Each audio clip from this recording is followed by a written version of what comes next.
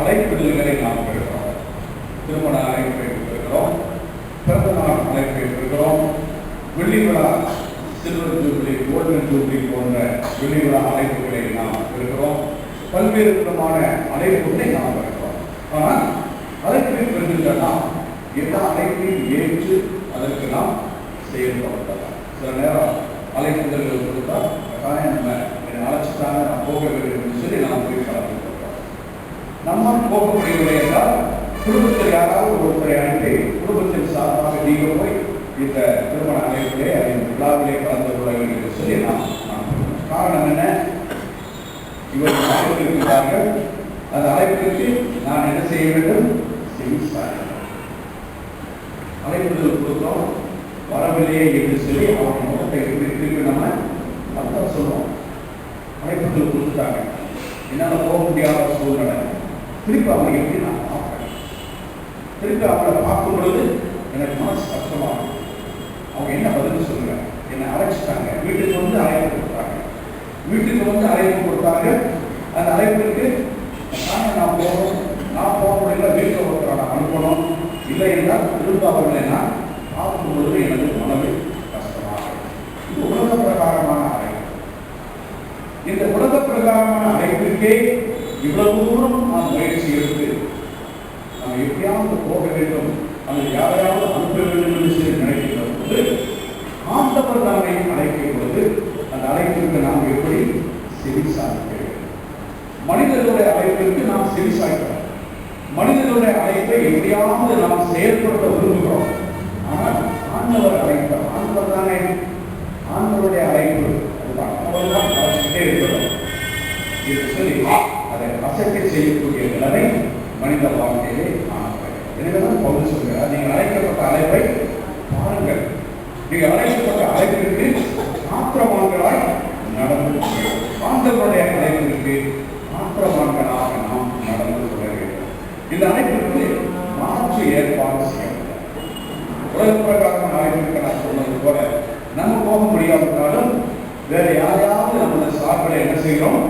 குடும்பத்தின் சார்பாக ஒரு ரெப்ரசன்டேட்டிவ் நம்ம அனுப்புறோம். எனக்கு பதிலாக உங்களுக்கு போவாங்க. ஆனால் ஆண்டவருடைய அழைப்பிற்கு there is no option for God's calling. There is no option for God's calling.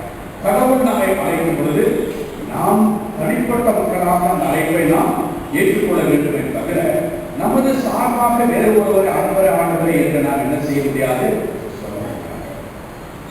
ஆண்டவருடைய அழைப்புக்கு மாற்று ஏற்பாடு செய்ய முடியாது. There is no option for God's calling. கடவுள் நம்மை அழைக்கும் பொழுது அவருடைய அழைப்பிற்கு நாம் வேறு காரியங்களை நாம் சொல்ல முடியாது.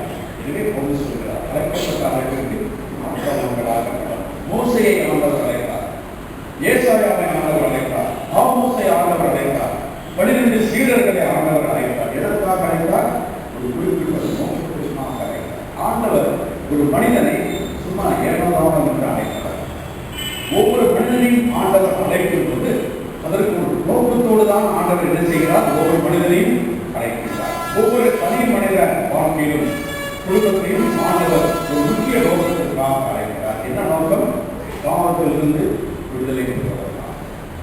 பாவத்திலிருந்து விடுதலை பெறுவதற்காக ஆண்டவர் நம்மை அழைக்கிறார். திருச்சபை என்றாலே அதன் பொருள் என்னென்றால் சர்ச்சுன்னு சொல்லணும்.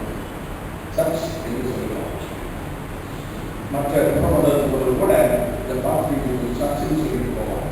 ஆனால் ஒரு பொருள் என்ன செய்யாதவங்களுக்கு நமக்கே அநேக சர்ச் என்ற வார்த்தையுடைய பொருளை நாம் அறிவிக்கிறோம். சர்ச்சுன்னா என்ன சொல்றோம்? தேவாலயம்.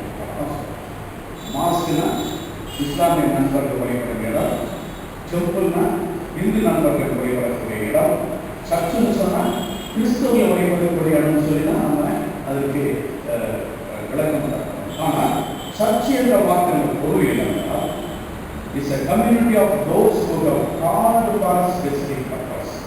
சர்ச் என்ற வார்த்தையுடைய பொருள், எக்லீசியா என்ற கிரேக்க வார்த்தையின் பொருள் என்னவென்றால் called out, அழைக்கப்பட்டது. called out for specific purpose, ஒரு குறிப்பிட்ட நோக்கத்திற்காக தெரிந்து கொள்ளப்பட்டது. அது பொருள் தான் சர்ச்.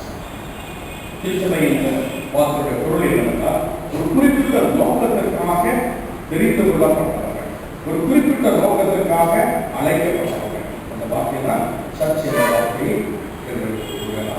எனவே திருச்சபை என்பது சர்ச் என்பது நோக்கம் என்றால் குறிப்பிட்ட நோக்கத்திற்காக ஆண்டவரால் அழைக்கப்பட்டவர்கள். நம்ம எந்த சர்ச்சில் மெம்பராக இருக்கீங்க? விஸ்கேட் சர்ச்சில் மெம்பர். அது பொருள் என்ன?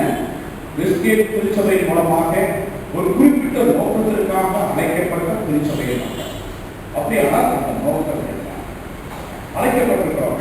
உண்மைதான். எதற்காக அழைக்கப்பட்டிருக்கிறோம்? அழைக்கப்பட்ட நோக்கம் என்ன? அந்த நோக்கத்தை நிறைவு செய்தால்தான் உண்மையிலேயே நாம் யார்? திருச்சபையின் மக்கள் என்று